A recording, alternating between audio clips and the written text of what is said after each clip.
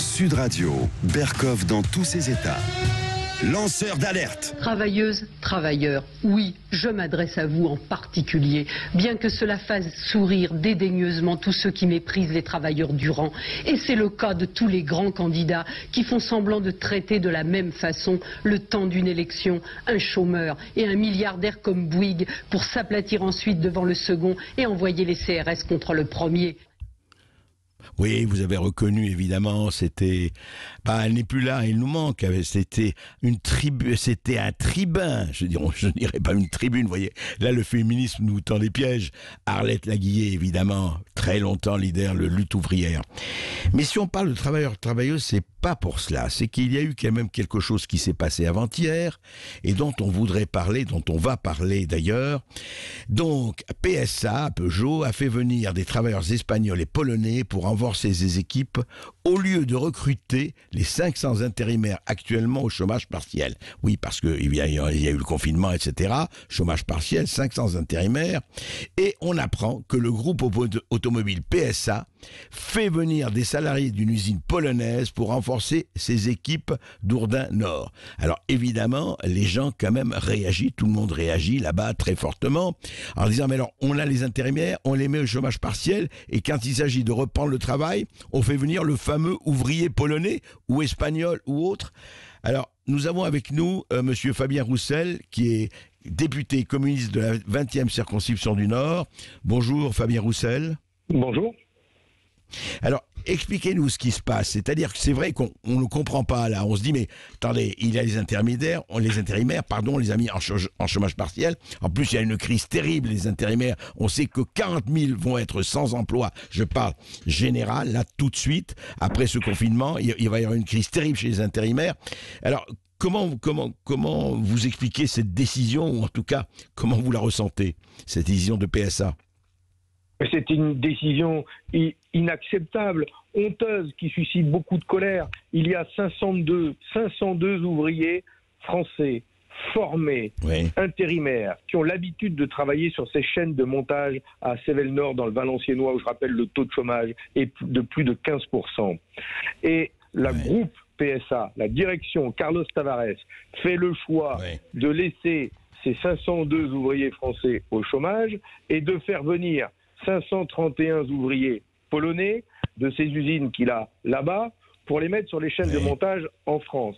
Et je voudrais tout de suite dire que quand je m'exprime, et comme le font les syndicats sur place, il ne s'agit pour nous, comme pour moi, de ne surtout pas opposer les ouvriers français et les ouvriers polonais, parce que dans cette histoire, ce sont les deux qui sont mis en concurrence et qui sont exploités en faveur de celui, bien sûr, qui acceptent de travailler pour le moindre coût. Et c'est cette concurrence entre travailleurs qui est aujourd'hui inacceptable. Alors le groupe nous dit, ben oui, mais les salariés polonais sont en CDI là-bas, en Pologne. Et j'ai d'ailleurs eu l'occasion d'échanger avec le cabinet de Bruno Le Maire hier, parce que je suis tout de suite monté au créneau sur cette question, et on me dit, ben oui, mais comme ce sont des salariés en CDI en Pologne, ils ont plus de droits, entre guillemets, de venir travailler ici à la place de travailleurs intérimaires.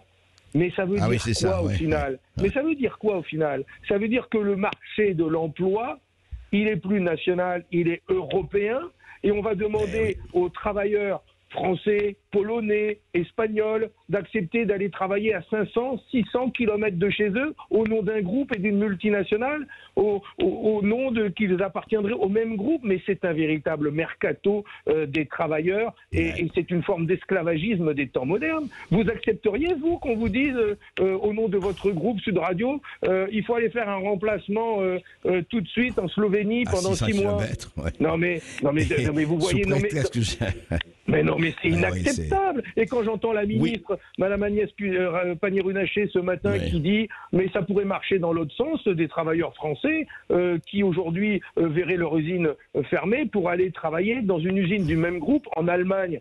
Non mais elle irait, elle, travailler pendant 6 mois dans un autre pays, abandonner sa famille et ses enfants? Non mais on marche sur la tête. On est en train de demander aujourd'hui, au nom de la pandémie, on est en train de demander des sacrifices insupportables au monde du travail, qu'ils soient polonais, français ou espagnols. Je dis que le coronavirus est devenu le partenaire officiel du MEDEF et du patronat en Europe et en France. Voilà ce qui se passe. Oui, mais monsieur le député, ce qui se passe vraiment, mais vous oubliez, enfin vous n'oubliez pas, mais vous le savez, la vérité, c'est cette Europe, c'est cette Union européenne. Ce qui se passe, c'est qu'à partir du moment où vous acceptez, quand je dis vous, nous acceptons ces règles qui consistent à dire que le CDI polonais ou espagnol, il a la priorité sur l'intérimaire français, c'est fini. C'est ça le problème. Donc c'est l'Europe le problème. Enfin l'Europe telle qu'elle est faite. Mais je partage tout à fait votre analyse. Et c'est bien la raison. Nous contestons non pas l'Europe, mais les traités européens qui ont organisé la mise en concurrence des travailleurs entre eux et suscité d'ailleurs le racisme dont vous parliez avec votre interlocuteur auparavant, parce que bien sûr que ça suscite du racisme et de la haine, et il ne faut surtout pas ça.